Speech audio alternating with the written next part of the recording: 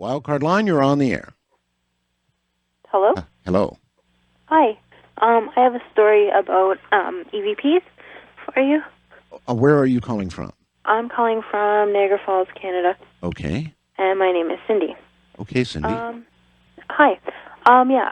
We were, my boyfriend, myself, and a friend decided to go ghost hunting, and we brought our digital recorders with us, and we were out in a graveyard down in Niagara-on-the-Lake. I'm not sure if you're aware, if you know where that area is or not. I do, yes. Okay, we were down in one of the graveyards down there, and so we were there for about an hour, and we were just about to leave, and my boyfriend goes, well, why don't you try just ask a couple more questions before we leave? Mm-hmm. So anyways, we asked a couple more questions, and then my friend, for some reason, goes, oh, I wonder if somebody's going to come home with us. And I'm like, that's not even funny. Don't even joke about that, right? Uh-huh. So then we get into the car, and I'm like, well, let's listen to what we've got, right, see if we have anything. So we're driving back. We get to the part on the tape, or not, it wasn't in tape because it was digital, but we get to that part where she says that, and clear as day you hear on it, go home. And we don't know who it was. It wasn't like any of us saying it, but as clear as day you could hear somebody say, go home. Go home. And I assume you kept going home. Yeah. Yeah, we did. That's because EVPs work. Now, what they are, of course, we don't know, but we know they're real. That's why I continue to have my EVP guests on the air, because they're real. And if you doubt it, get a recorder. If you've got the cojones for it, take it to a graveyard or somewhere else where there might be spirits about, do a few hours of recording, come home, and, then send me an email or let me know what was said. Fact of the matter is, EVP works. What it really is, we have no way of knowing. But it's not a joke, and those who take the time and trouble to really go out and try it inevitably get something they cannot explain. First-time caller line, you're on the air. Hi, Art. This is Vince from Wyoming. I got a ghost story for you. Yes, well, it's got to be extra good since you're on a cell phone. Okay, well, going across Pennsylvania one time, back in the 70s, the truck got awful cold inside. Look over in the passenger seat, and there's like an entity sitting there. Oh, well, this is good. Well, when you say an entity, describe, if you can, what you saw. Very, very light shade of white. Okay. And that was it. In the form of a human being, or what? No, I can't say it was in the form of a human being. It was just something in white was sitting over there in that passenger seat. And you managed to stay on the road? Yeah. It didn't bother me. It didn't bother you? Not at all. Okay, I appreciate the call, but I don't understand that at all. If something manifested itself next to me on a truck or car seat, I would be awfully lucky to stay on the road. In fact, I don't know how I'd stay on the road. No idea at all. West of the Rockies, you're on the air. Hi, my name is Tanya. Hi, Tanya. Hey, I just want to say that I've had several ghost experiences in my life. Well, we only have time for one, so give us your best. Okay, let me think about it. Well, I just moved recently to Washington State, and two separate incidents of a very similar kind of event. I was laying in bed, and I felt like something was walking towards me, and I was like, what? I looked up, nothing was there. Laid back down, and then I felt something getting close to me again. I was trying to ignore it, and nobody was in the room except for me, and I felt something like lean on me toward, like kind of on my chest, and then something screamed into my right ear, just like screamed. And then a separate incident, which was the same kind of thing, same kind of pressure on me, and then something screamed in my right ear the second time, but it said, save me. It screamed like, save me. Really? And what did you do? Oh, strange enough, I wasn't really that scared, because I've had some other experiences before, but I tried just to go back to bed. The first one, I actually jumped out of bed, and I said, okay, I better get in the shower and wake up. The second one, it was actually right before I went to sleep, and I just was like, okay, I'm going to ignore this, put the cover over my head, and go back to bed. But it was really weird. Well, the words save me have obvious meaning, so didn't you feel compelled to get up, investigate, and try to help somebody? Well, I mean, I honestly, when I first, the one when I heard something yell "Save me!" it was like really only in my right ear, and I felt like something. It felt like something was leaning on your chest, kind of. Originally, I thought my boyfriend was sleeping right next to me, and I thought, well, maybe his psychic energy. At first, I thought maybe his psychic energy was like telling me something. I don't know, but a tree fell down behind our house maybe around that time, and he said maybe the tree was trying to say "Save me." I don't know, but I was like, I had to go to sleep. I had to go to work the next day, so I was like, okay, I'm like kind of scared, so I'm just gonna like try to like just go to sleep.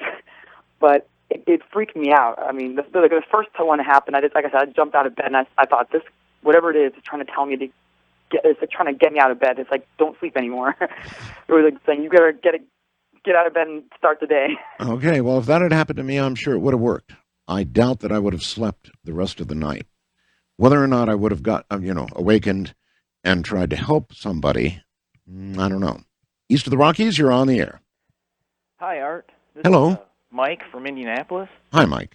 And I am just calling. I had a story when I lived in Kentucky in 1993, and it's very interesting, and it involves some pretty famous landmarks there in Kentucky. To begin with, I was a teenager, a senior in high school, and I had missed my bus for school. And seeing as I really had to graduate, and I didn't want to get get in trouble from my father, I decided I better get to school as fast as I can. For me, that was usually a reason to stay home. Missed the bus, Mom. Yeah. Anyway. And it seemed to be around this time, actually, probably beginning of November. And there's a place there called Valley Station, Kentucky, and I was going to school, and I kind of ran a lot when I was younger, and so I was kind of jogging, and I was new to the area at the time. I just moved there, and what happened was I decided to take a shortcut, and from this experience, it is ill-advised. And I took the shortcut to get to school, on time, a little bit earlier to not get in trouble. So I'm jogging up this hill, and I pass this golf course, and I get to the end of the top of this hill, and it is a place called Waverly Hills Sanatorium. And, of course, everybody's heard of it now. But at the time, I had no idea, of the actual experiences there. But, I was jogging. I had my headphones on, and decided, at the time that place was abandoned in around 1993. Mm-hmm. And so I'm jogging through this place because the gate is usually, it's left open. And so I'm jogging through, and I get, heading west towards what's known as Dixie Highway. And I get to the, top of the hill, and I pass the actual hospital, and I'm listening to my headphones, and my music's blaring, and I head, past the hospital and get to the behind of it, to the west side of it. To the right of me was a strange shed, and to the left of me was another kind of strange angled down shed-looking thing. I'm not sure to this day. I've never been there other than this time. Okay, so what happened? So actually what happened was I had stopped to take a break, and my, so I'd stopped, and I decided to turn off my headphones, and when I did, there was these strange sounds of voices, and it seemed like hundreds of them all around me, at the time, but I had no idea that this place was supposedly haunted, and I'm, not very easily scared. So I had, I turned around and said, shut up. And right at that instance, there was no more voices, and all the voices had shut up, all at once. And I said, it's kind of odd. And I looked to my right of me at this shed, and in the window is this black shadow-like figure that many people see with the red eyes. And it just seemed to look at me with an eerie look, and I got scared. And I started running down the other side of the hill to the back side of the hospital as fast as I could. And I was running and running and had a feeling, like just things were around me. And I got to the bottom of the hill toward these railroad tracks. And what seemed to appear out of nowhere was a man and his dog. And this dog came running up to me, and it was a Rottweiler, a large Rottweiler. And I was getting scared, and I told the man, hey, does your dog bite? And the man never answered. It was a man in a trench coat, a large man with a long beard. And I repeatedly said, "Hey, does your dog bite? Does your dog bite?"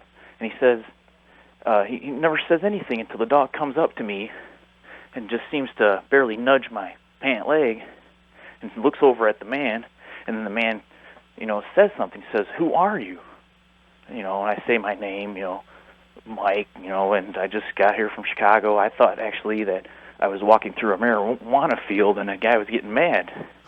So it happens a lot, in Kentucky, and so I'm thinking, I better keep it cool. He's gonna get his dog on me, and so I say, "Hey, I'm just late for school. I'm passing on through." Okay, Mike, we've got to get to the end of it here. Oh, okay, sorry. So I say, "Okay, I'm sorry," and the guy, I say, "I'm late for school," bye, and the guy says, "Okay, leave and don't look back." And so I run off, and I'm walking down the railroad tracks towards the Doss High School over there, and I'm thinking to myself, I'm not going to look back, and what man is not going to look back? Right. And as I look back, the man and his dog is gone, but in that field where I was standing was about over 100 apparitions, gray-looking figures. What had been all those voices? Yeah. And they were just looking at me. And I ran to school, and for a long time nobody believed me until recently I had found out that place was so famous. And I just wanted to let that story out, and I just wanted to let people know that it really is true. Mike, what do you think happens to you after you die? I'm really not sure, but I think that there probably is heaven and hell, because I don't see why a book like the Bible would survive for so many years. And, it's a good point, but if there really is a heaven and hell, then where had these people come from, Mike? Well, maybe they had just like the stories go. Usually maybe the stories are right, and they are, excuse my French, damned or cursed. And just around. Thank you very much for the call, Mike. So, in this case, hundreds of spirits, first in voice, and then almost in flesh. Remember, folks, we're doing unscreened ghost stories from you, all of you. So, one story per caller. Please try not to use a cell phone. Get to a corded phone if you can, and only the very scariest stories. If it didn't scare you, it's very unlikely to scare us.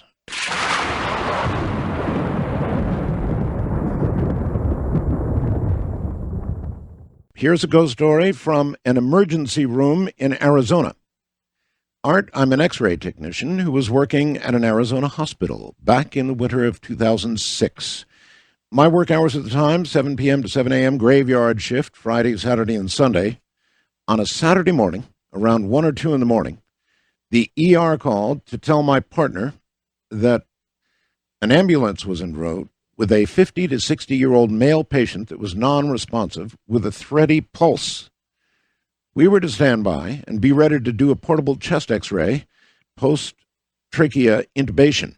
When the time came, my partner went to do this portable X-ray, leaving me alone in the X-ray control room not more than 4 or 5 minutes after he had left. An older white male dressed in faded blue jeans and a stained white T-shirt came to the door of the control room. Now, this is a difficult task because you need an electronic card key to access the area at this time of night. So I looked up from my paperwork, noticed this man, and asked, "Sir, can I help you?" He seemed to be looking for something or someone, but didn't answer. I asked again, "Sir, can I help you? Are you looking for someone? Are you lost?" This time, he raised his bright blue eyes in my direction and seemed to look right through me. The man said, "No, son, I think I've found my way." He gave me a sad smile, shook his head, and moved from the doorway toward the direction of the ER. So I got up and went to the open door and looked down the long hallway, didn't see anyone. I then checked the adjoining hallways, the 2 X-ray suites, even our file room, no trace of anybody. Being a little confused, I went back down the hall to the ER department to check on my coworker's progress, shaking my head the whole way. When I finally got to the nurse's desk, I asked an RN friend if she'd seen the man I described. She gave me a funny look, said he was in trauma room 1, where my partner was supposed to be performing the emergency chest x-ray. I went to the trauma room door, walked in, just in time to see the physician declare the time of death on the man I saw in the x-ray control room not more than 15 minutes prior. Needless to say, I must have looked like the one who was white as a ghost. Robbie from Phoenix, Arizona. East of the Rockies, you're on the air. Good morning. Good morning, Art. This is Beverly from Dayton, Ohio. Hi, Beverly. Yes, I would like to share one of my spooky moments. Go right ahead. Well, back in the mid-'70s, when The Exorcist first came out, my husband and I bought a home, and it was in the country in a lovely setting, and the newness of the home, every evening when I was fixing supper, the basement door would open up. All by itself. All by itself. And I thought, well, maybe it's just the settling of the house and the change of the season. But night after night, the door would open right around the same time. Mm. And then my son, he would say that there was something that was coming into his room, and it was scary. Oh. Yeah, and of course you dismiss these types of activities because it's a new home. And then one evening, my husband and I were asleep, and we both had a vision or a dream at the same time. We saw our daughter being raised up out of her bed and slammed to the floor. My God. And you both had this dream at the same moment? At the same moment, and the whole house shook, and we flew up out of bed and ran to her room, and there she was on the floor, but she was sound asleep and unharmed, and we knew then we had an entity in the home. What did you do? Did you remain in that home? Well, eventually I did move out, but we got holy water. I threw away my book, The Exorcist. I don't know what I'd do. I doubt that I'd remain in the home. I'd get buckets of holy water. I'm not sure what I would do. Yeah. Well, one of the things that people with knowledge how to release demons or entities recommended blessing each room with holy water. And then they said a lot of times there might be a new toy or something that you've brought in the home because these entities like to hide in objects. Yes. Well, there was one particular teddy bear that was fairly new, and it was handmade. That was a gift to my daughter. And I never felt comfortable with this teddy bear. So my husband, when I had mentioned that to him, he instantly grabbed the teddy bear, threw it in the fireplace. My goodness. Teddy bears, dolls, it's not been a good night for toys. Really, but the unusual thing, you would think by handmade stuffed teddy bear, it would be consumed in just a few minutes. It took hours for this teddy bear to burn. God. And the fire would dance from eye to eye, back and forth. I'd be so out of that house. Oh my God. Well, in a few months, I did leave. the children and I, we vacated. We found another place to live. Oh, that'd be it. I'll tell you, if we had dual dreams, went in, found our daughter on the floor, that would be it right there. But yes. Thank you very much for the call. Thank you so much. Take care. That's a freaky one. Can you imagine that, having a dual dream about your daughter raising up out of the bed and being slammed to the floor and then going in the other room and finding her, albeit asleep, on the floor? Oh, God. Wildcard line, you're on the air. Good morning. Excuse me. I was drinking. I wasn't expecting to pick up. drinking orange juice, got stuck. Okay. Hi there. Hi. I got a good one for you. Fire away. Okay. My family owned a funeral home, and I actually really didn't think of it as a ghost story until I thought about it, but I really didn't believe in ghosts. And about 3 years into my career, done plenty of removals, went to plenty of hospitals, been in plenty of morgues, been in plenty of homes. But this one peculiar situation came up where we were actually hired to remove a man from a hospital who was being frozen, cryonics. I don't know how familiar you are with that, but... I know about the procedure, sure. And, so I was on death watch that night. He was actually close to death for 3 days. And it was just a matter of waiting for him to take his last breath for the doctor to actually pronounce them, and then they give him the lethal shot of barbiturates and hook him up to a respirator, a heart-lung respirator, which actually pounds on his chest. Well, we did that, and not even thinking anything of it, we did the removal. I put him on the gurney, strapped in the gurney. This machine's pumping. If I might, let me stop you for a second. I don't quite understand the procedure. In other words, the doctor pronounces him dead. Correct. Okay, but then he's given a lethal shot. Lethal injection of barbiturates. Why would that be necessary? Well, from my understanding, because the heart-lung machine is put on almost immediately after he's pronounced dead. Okay, all right. Okay. And I asked the same question. I mean, I'm thinking the same thing, but I'm not really thinking this until about what I'm about to tell you actually happens. Sure. Anyways, I put him in the car. He's in the gurney. We're in the station wagon. The machine's pumping in the back, and I turn on the radio, and I'm just driving along. All of a sudden, in my mind, I hear like kind of a moan, and I look in the rearview mirror, and I shook my head. I said no, and then again I heard this. Where are we going? And I look in the rearview mirror, and it was kind of like a ghostly image, but it was like I turn around and it's not there, but I see him actually sit up. And I turned around and I shook my head. I said, no. I said, this is in my head. And I turned the radio up. And as I turned the radio up, it got louder. Where are we going? And I pulled the car over. I put it in park. And I turned the radio off. I said, you've got to be kidding me. Right. And no, I said it out loud. I said, you have got to be kidding me. I said, I've been doing this for 3 years. And I said, I do one thing that is different. And can you hear me talking? He goes, yeah, where are we going? My God. I said, well, we're going to the funeral home. He goes, no, we're not supposed to go to the funeral home. I said, where are we supposed to go? He goes, I'm supposed to just wake up and be well again. I said, wow. I said, this is wrong what we're doing. He goes, well, what have I done? And I explained it to him. I'm sitting there in the car talking. So you're having a full conversation with a dead man. Well, that's going through my head. I was like, well, is he dead? If you're having that kind of conversation, I'm sorry. If you're having that kind of conversation, I'd be turning around or something. I mean, I did. I turned around every time I would turn around. I don't mean turn around in the car. I mean turn around and head back to the hospital.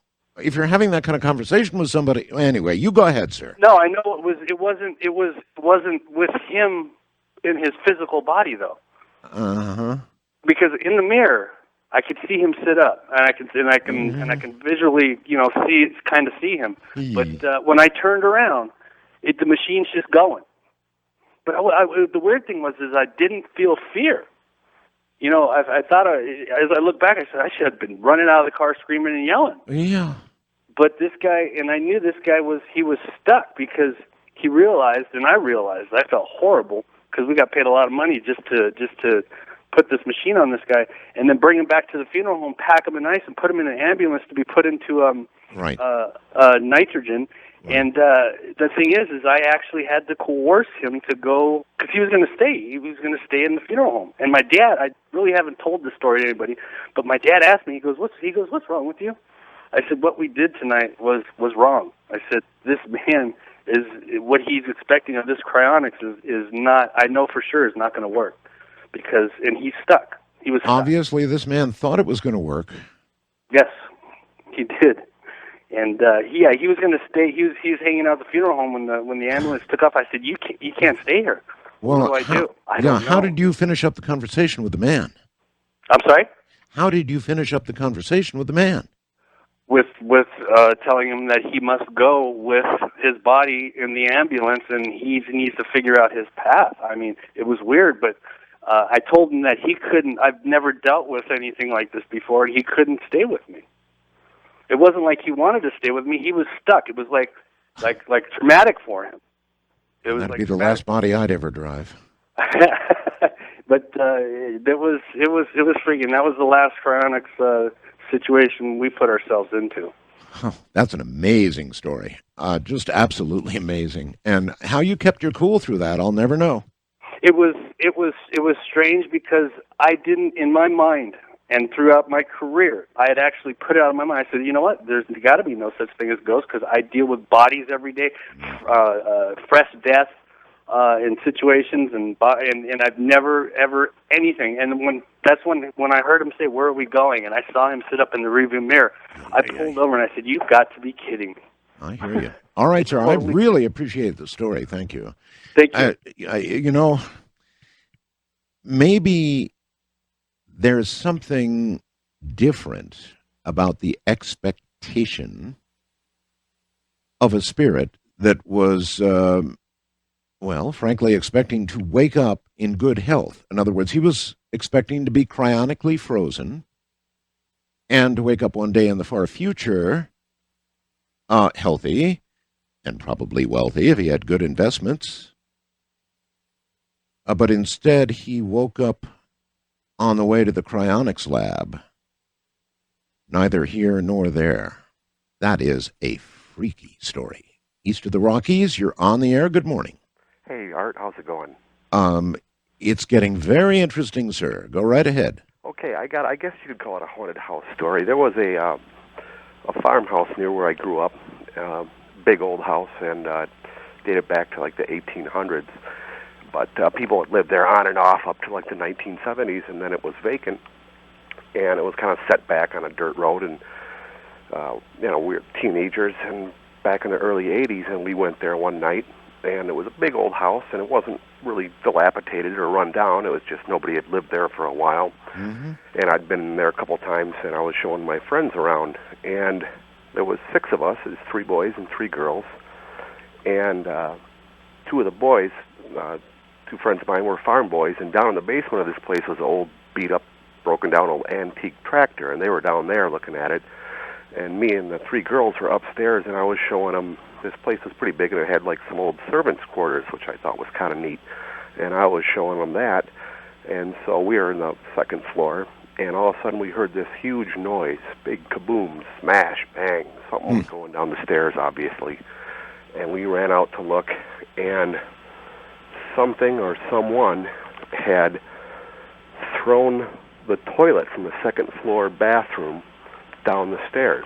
Wow. Now, we didn't hear it getting ripped out of the floor or anything. It was bolted into the floor. I remember that. There was no water, of course, hooked up.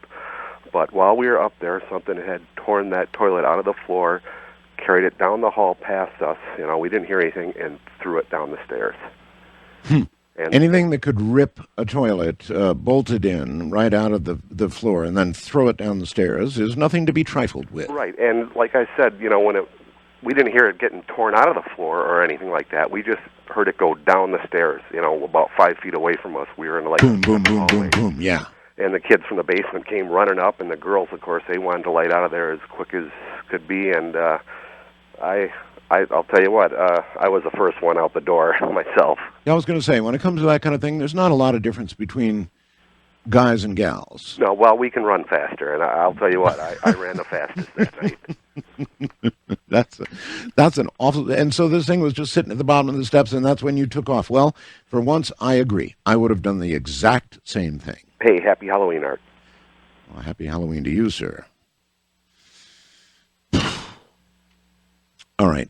Art, in the mid-'90s, we sold our rural home, moved into a small town of about 6,000 people.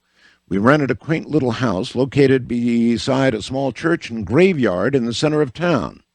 We moved in 1 week before Halloween. Our 4 children were eager to decorate for the occasion and decked out the house and yard, including headstones on the lawn and a hangman's noose, which was suspended from a large willow tree beside the front door, including a very realistic dead man. We bought tons of goodies in anticipation of the throngs of ghouls that would visit that night.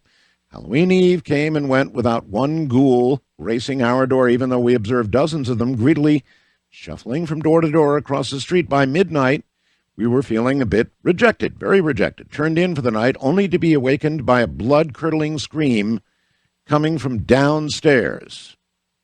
I rushed to the stairs to find our 11-year-old daughter trembling in fear and staring up at something.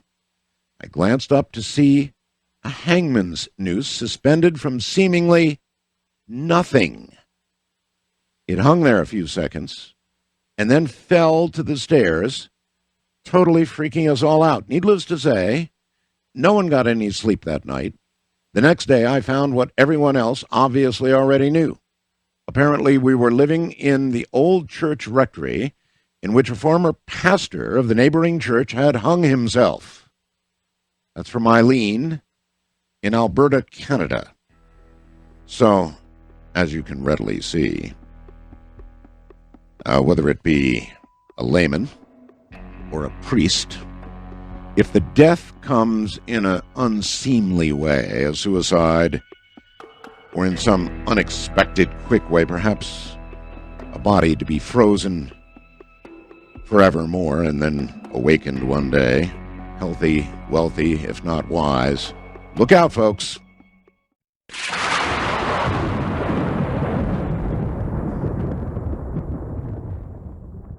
The following is from Elizabeth in Morris Plains, New Jersey. My mother and I had to stay with my grandparents during World War II. My father was drafted when I was 9 months old, and he didn't come home till I was just about 5.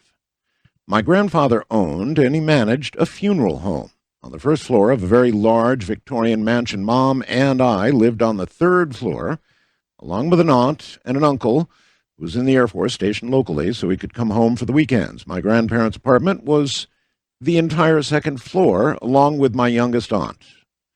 Grandpa told me when I was very young that, quote, these people are nice folks.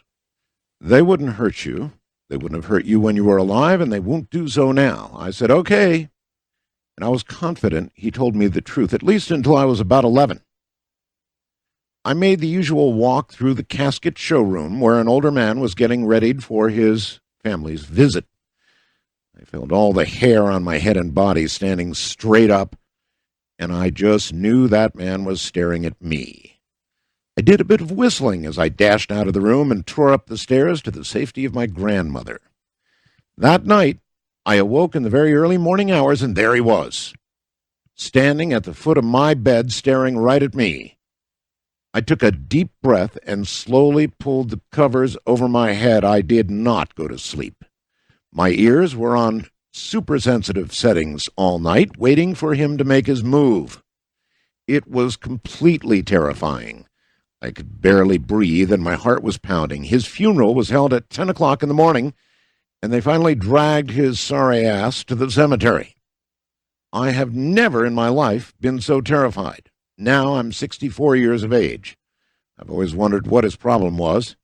I've got a theory. He was a child molester who couldn't figure out how to work with his new situation, death. I hope he stays planted. My 2nd floor bed was directly above his 1st floor casket. I would never again, never agree to sleep over another soul who had passed over. Too risky. Wildcard Line, you're on the air. Hi, George. How are you tonight? Pretty good, but I'm not George. Oh, sorry. I mean, Art. It's an understandable mistake. Go right ahead. Okay, George. Art. Well, I am living in Austin, Texas right now. My name is Jessica, and I am from Victoria, BC, Canada originally. And my story is about there. A couple years ago, I was going to art school and had a part-time job at a grocery store. And a part of our art lessons were to go out into various parts of Victoria and, like, draw buildings and such things like that. So one field trip we had, we went to a grave site, and we started drawing, tombstones and stuff. So I remember I sat down. Sorry, I'm a little nervous. Anyways, I sat down and I started drawing this tombstone, and this lady, it was a lady's name on there. Mm-hmm. Anyways, I started drawing it, and that's not the whole story. But a couple weeks later, I'm working at the grocery store, and I was pretty much the only one there. It was a really small grocery store, and I'm sitting there with another cashier, and in walks this lady, and I can't see her because I have my back to the door. But the other cashier that I was working with, we were talking, blah, blah, and she looks at me like she was so freaked out. So I turn around, and I look, and I see this weird lady with this long black dress on. I'm totally not lying. She was wearing this long black dress, long, straggly hair, gross-looking skin, grayish tone. And, I'm an artist, so I can tell, people's skin tones. Anyways, she freaked me out so much. That was not what regular people looked like. So I screamed and ran away. That was, my first instinct, was to just scream and run away. I couldn't believe it. And once I realized that I had screamed and ran away from this lady that I'm supposed to help, I'm in a grocery store, I realized this. I went back and said, I composed myself, and I said, can I help you? And she's like, I don't know where I am, in this really creepy voice. So I was, so freaked out by this lady. I looked at her, and I was really close, and her eyes looked like they were just held up by toothpicks. It was, bugging out of her face. And I said, you don't know where you are? Let me call you a cab. So I said, what's your name? And she said, it's Elizabeth. And just a couple weeks earlier, when I was drawing this tombstone, I remember what the name of that lady was, and there were fresh flowers there, and it looked like it was a fairly fresh grave, and that name was Elizabeth. And I was so freaked out by this lady. She did not look like she was walking. She looked like she was floating. She had no footsteps at all, and just, shook me up so much. And it's been 5 years, and I still get creeped out when I think about her. Maybe by drawing that tombstone, you essentially called Elizabeth. I have no idea, but I do know that Victoria, where I'm from in Canada, in the whole Pacific Northwest up there, is really, really big on witchcraft. And, I don't know if I had just seen, that parallel between the living and the dead, but that person that I saw that, hovered at me was not human.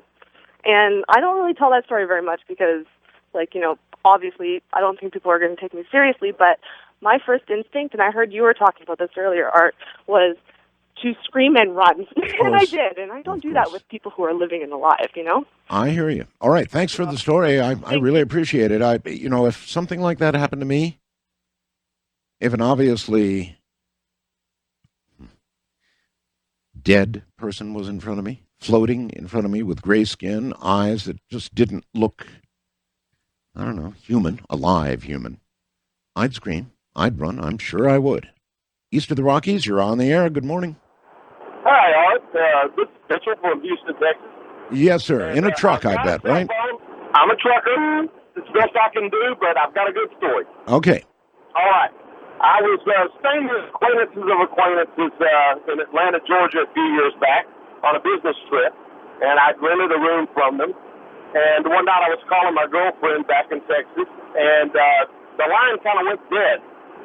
And when she came back on, she said, well, I think there was a demon on the line or something. I couldn't hear you, and I rebuked it. And I was like, well, man, that's strange. I never heard her say anything like that before. But then I hung up the phone, turned over to go to sleep, and I started hearing, and I was the only one in the house this night. Everybody was gone. Started hearing kind of voices from the basement. It's like if you've ever been on a lake on a calm day and you can hear somebody kind of across the water, but you can't understand what they're saying. Sure, it carries very well. Exactly. And so the strange noise from downstairs is, and then I start hearing the stairs creak. And slowly something's coming up the stairs. So I'm like, freaking out. You know, the bedroom doors are shut, and I can still hear this. And this entity comes somewhere into my proximity. I don't ever see it manifest, but my skin's crawling. I feel like a Shar-Pei dog, and my hair's standing on end, and all I can do from my background is I'm thinking, all right, play. So I start playing. And after a few minutes, it seems to have left, but I'm still, like, totally freaking out and so forth. But to get to the point of the story, this house, I had no idea, was haunted because this entity evidently had something to do with there was an incident there in Atlanta, Georgia, where a minister at Straight Laced Church had a gay lover, and he killed the lover in the basement of the house. So there was some really strange energy going around, and I got to experience what was left over. So, anyway, all right, sir. That's my story. I appreciate your story. Thank you. But that's why we're not doing cell phones. It's very, very difficult to understand a lot of cell phones. And while they're fine for emergency communications and things like that, for telling ghost stories, they're not so good. Wildcard Line, you're on the air. Hi, Art. This is Carl from Milwaukee. How you doing? Good. This involves my wife and her family. I had met her in high school, and for a while I went on a road, and when I came back, I met up with her again, and her father passed away, and like most of her family members, I guess, he had his body donated to medical science. And 2 years after we got married and moved into this house here, I have a dream. And in the dream, we're in the cemetery. And I don't know how I knew it was her dad, because I really don't have a lot of recollection about what he looked like or sounded like, but I knew it was him. And I asked, "What are you doing here?" And he says, "I'm looking for my body." That's when I woke up. And when I woke up, I was even more scared because I couldn't move. And I barely was able to call out my wife's name twice. And the next morning, I was kind of miffed at her because, she didn't answer me. And I asked her, "Did you hear me call you?" And she said, "Yes, I did." And I said, "Why didn't you reply?" She says, "Because you sounded like my father." Well, that's pretty strange, all right. I don't know if... I have two explanations. I mean, I have narcolepsy, and people who have narcolepsy also have what's called cataplexy, which is paralysis. Now, which one might have altered my voice, or it could be supernatural. I don't know. It could have been some kind of sleep paralysis, or your body could have been taken over. In other words, one could go with the other, paralyzed, and then the voice that came from you was indeed not yours. Wildcard Line, you're on the air. Hello? Yes, I'm back, Art. Yes? Yes, I have a story to tell you.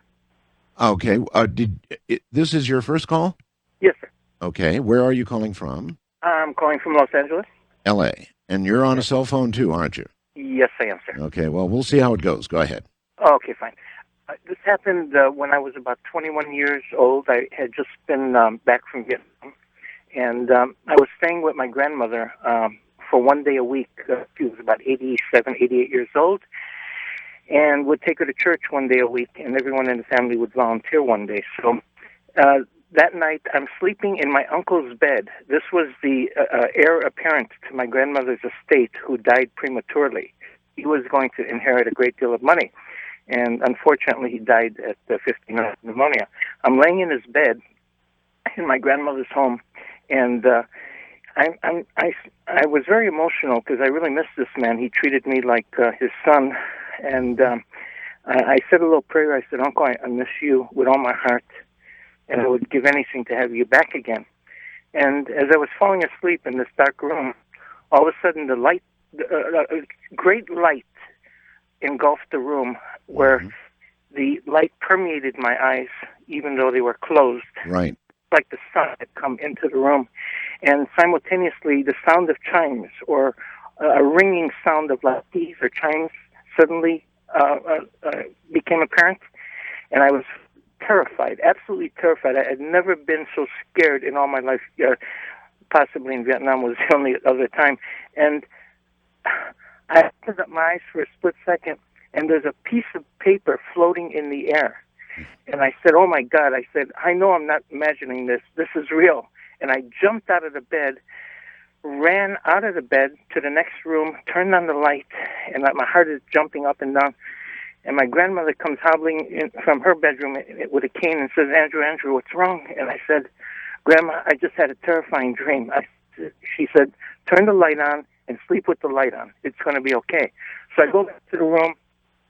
On the floor is a piece of paper, and on the paper is handwriting that I asked several of my aunts and uncles, and they said it was my uncle's handwriting. He had been dead for about 6-7 months. And what was written there? That's a good question. It was his doodling. He would doodle on paper, nothing that you make sense out of. Okay, but it nevertheless was his handwriting, and you saw that paper in midair. I swear to Almighty God, I saw it floating in the air, touching the ground. That's when I knew I wasn't dreaming. I knew, and the sound of chimes. And by the way, I had heard one other story. Okay, well, we've got to keep it to one story per customer, but that was a good one. And I am convinced that if people who pass away really have a strong enough will to do something, they can do it. West of the Rockies, you're on the air. Hello. Hello. Hi, I was calling in to tell a ghost story. Okay, I'm hearing clicking on the line. I just turned off the radio. Okay, again, I'm hearing a lot of clicking. Where are you calling from? I'm calling from my house in San Francisco, California. San Francisco, okay. I'm taking it upstairs where the receiver is. I was calling to tell him this story about this place I used to live in. It was in San Jose. Okay, I'm going to have to pass on this one. You're going to have to try and get reconnected. That was a very bad clicking sound. First-time caller line, you're on the air. Yeah. Hi, Art. Hi. I guess I'm a first-time and probably a last-time caller as well. Really? Well, I was going to tell you, it was in the mid-'80s. I was quite a youngster. My brother and I were a couple troublemakers. Being from Idaho, you can guess that we're kind of like Hicks and a stick. We thought we'd scare some people with the Ouija board. We had a Halloween party, and along with the bobbing for apples. Have you ever tried to bob for apples? Oh, sure. It's pretty tough. But anyway, we decided to get a Ouija board and scare our friends. So I had quite a good memory. I remembered pretty near every number I've ever dialed on a phone back then. Mm-hmm. And so my brother was going to make the noises, the ghost noises, and I was going to recall these numbers to prove that the Ouija board would work. Okay. So we had quite a few skeptics in the room, being teenagers and what, and, they asked the question, well, what's the phone number for the theater? Of course, I knew it from memory, dramatically moved the Ouija board around with my friends and came up with the right numbers. And the head skeptic, Jim, had a phone book there. He was verifying the numbers. Uh-huh. And I had to stretch my mind quite a few times, remembering things like the grocery store, et cetera, but I got them all right. Uh-huh. And my brother, he would slip off in the other room and would make some different types of noises. And I'm telling you, Art, I really had to choke back the laughter a few times because I'd look at people's faces and they were as white as ghosts, and because they would hear the culmination of hearing the noise he was making and my numbers that I was getting. Well, anyways, we heard a blood-curdling scream, and we jumped up. I jumped up. I couldn't believe my brother made that noise. We rushed in, and here my brother was speechless.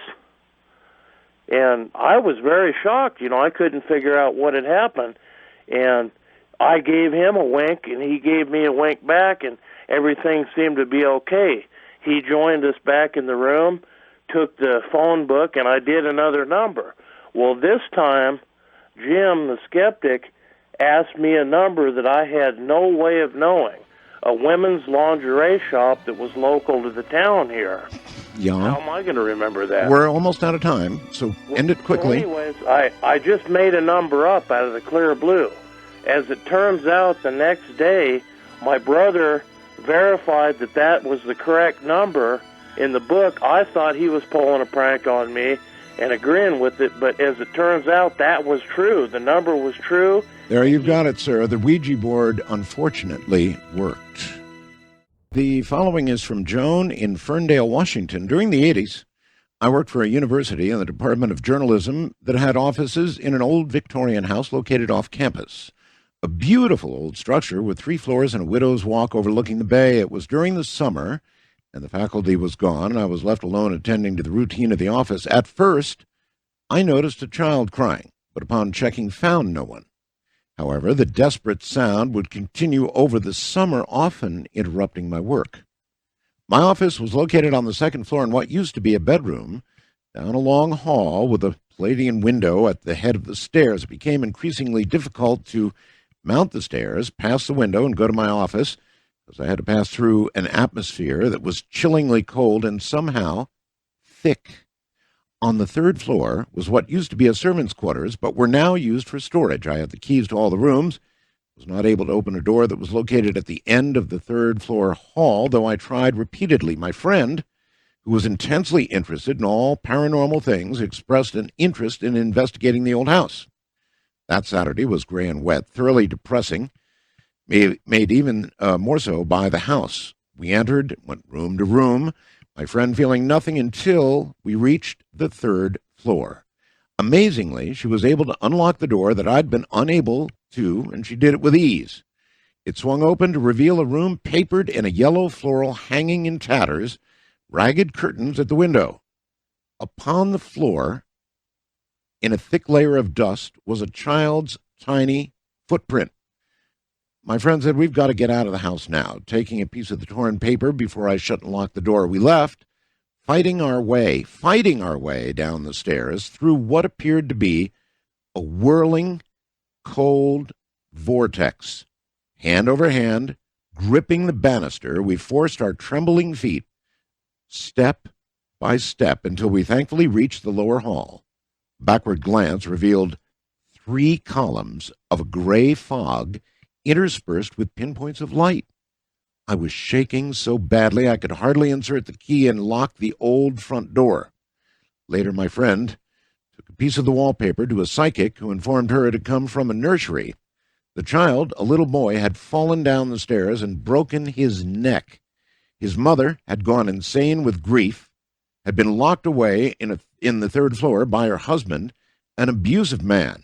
The 3 continued to haunt the property. Even though the house was torn down and the land turned into a parking lot, still, late at night, if you look carefully as you drive by, you can see a gray-blue light spiraling up from the pavement. West of the Rockies, you're on the air. Good morning. Hi, is this the Ghost Line? It is. Oh, hi. This is my first time calling. Yes, ma'am. I just want to tell you a story. Okay. I've been listening all night. What is your first name? Jeannie. Jeannie. And where are you? I'm in Grants Pass, Oregon. Okay. Fire away. Okay. Well, when I was 17, I had gotten really, really sick. And I was in bed. My mom had covered me with a lot of blankets. And when I woke up, all the blankets were over my head. And I could feel somebody shaking me. So I flipped the blankets off me, and standing there was a man that had, I had a glowing orange, one of those electric heaters in the corner of my room. Oh, yes.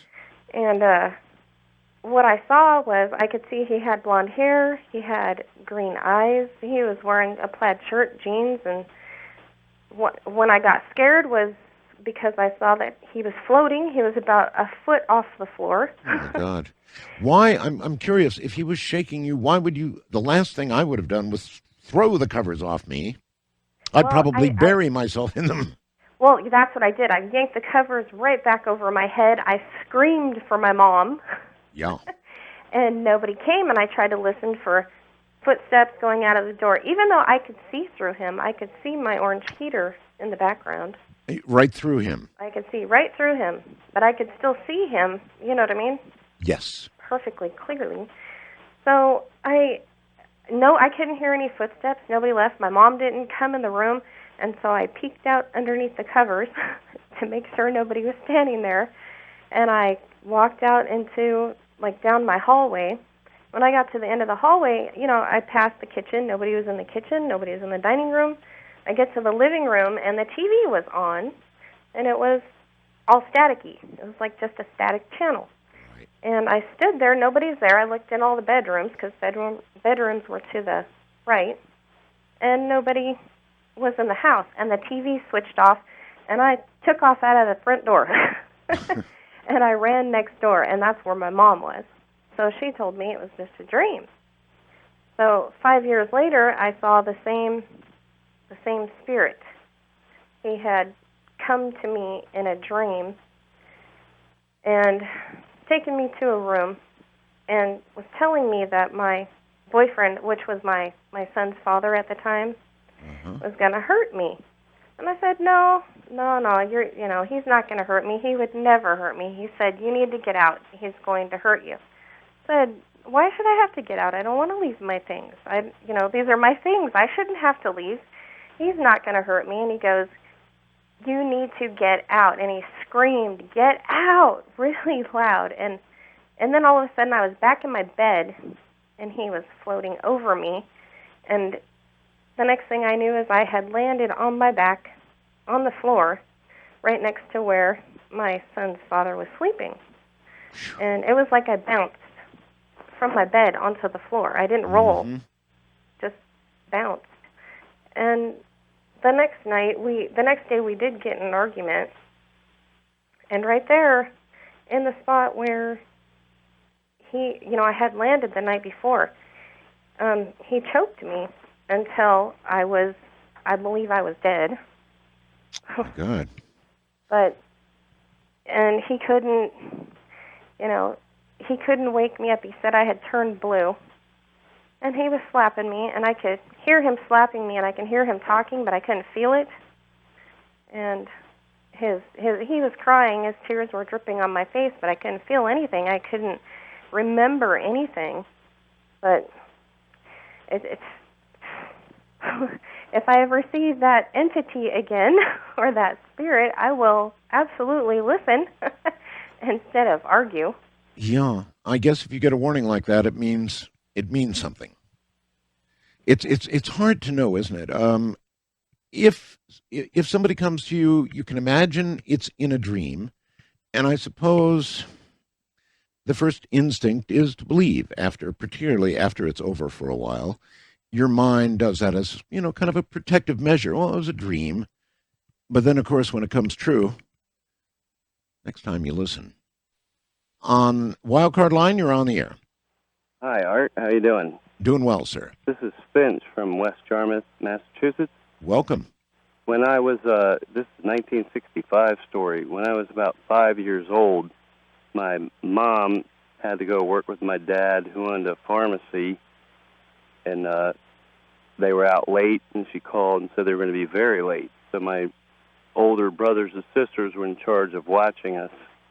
And long story short, first thing that went wrong that night is we had a TV downstairs and one upstairs, and there was no cable then, or satellite TV. Mm-hmm. The TV upstairs started broadcasting like 10 seconds after the one downstairs, which started freaking everybody out. That is weird, yes. Yeah, and then by the time we had to go to bed, my older sisters, Susan and Cindy, they had the downstairs bedroom, we had the upstairs bedroom.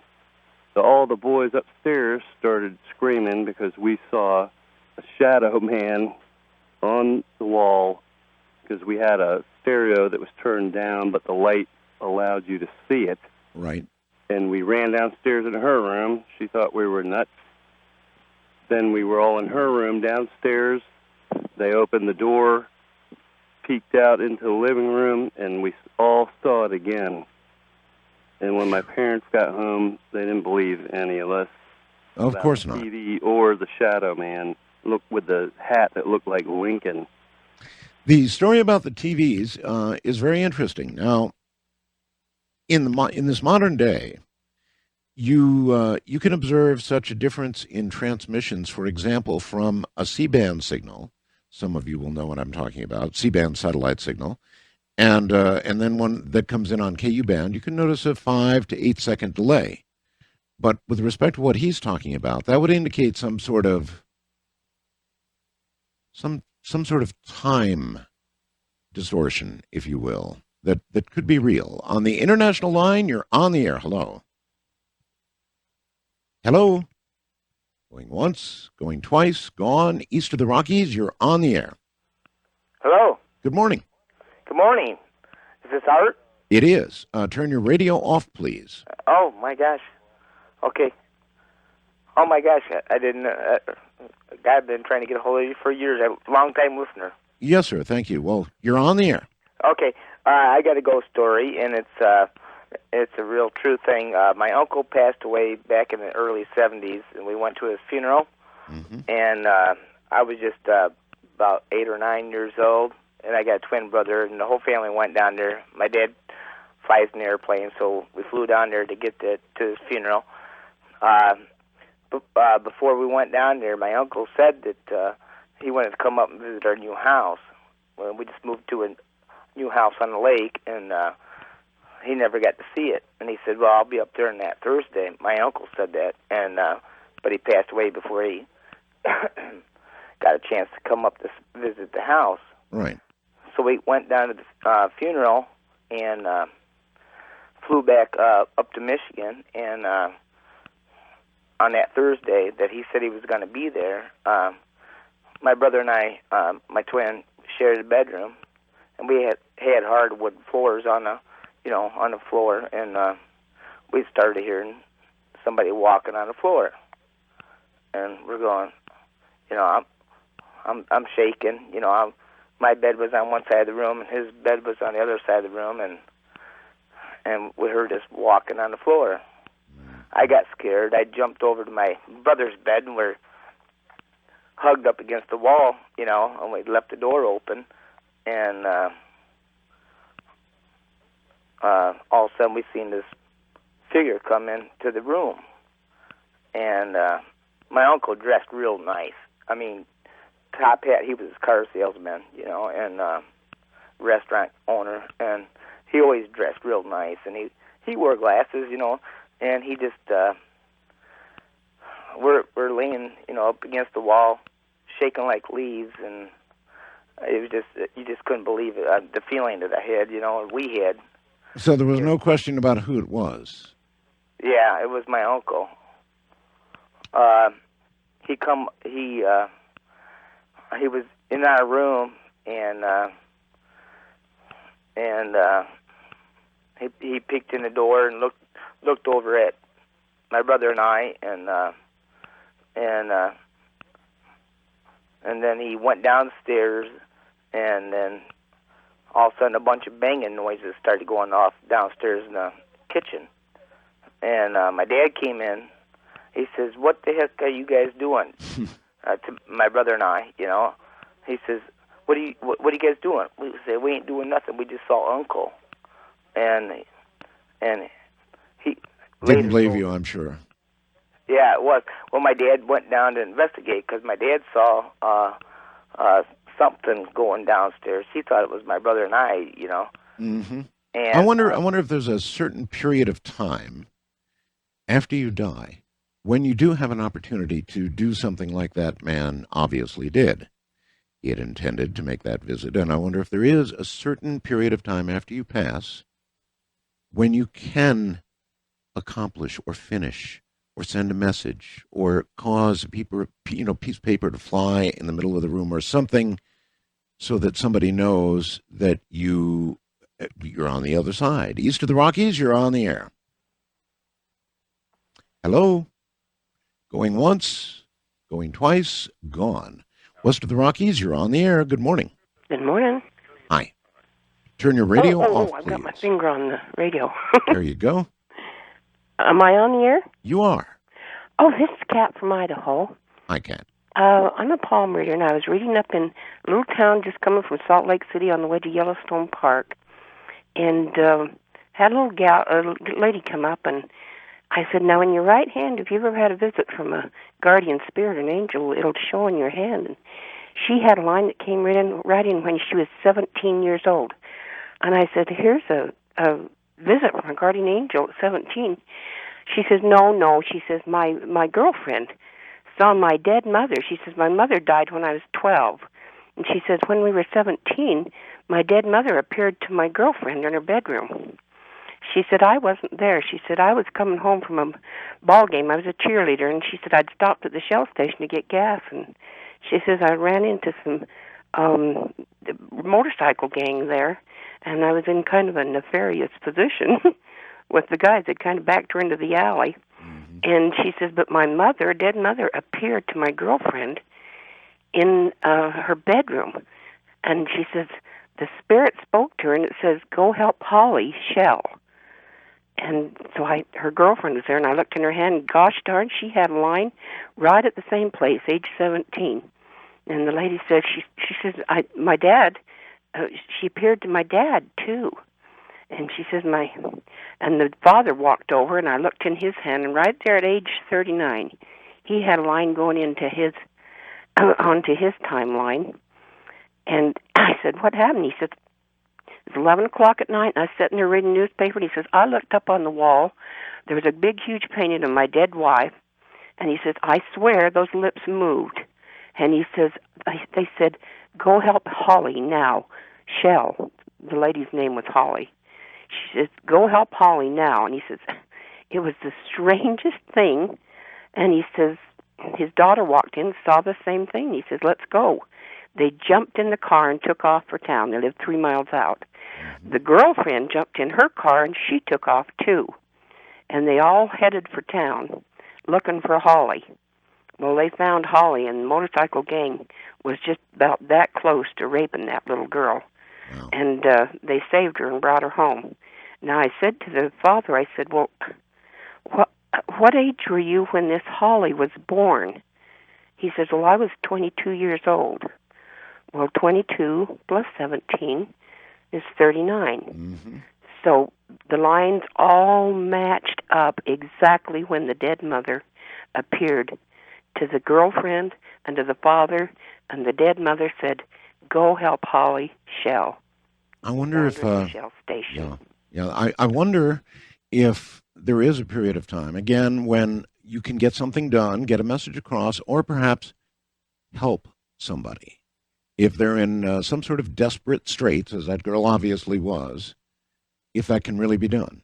If it's significant enough, if it's a matter of life and death, maybe you can cross.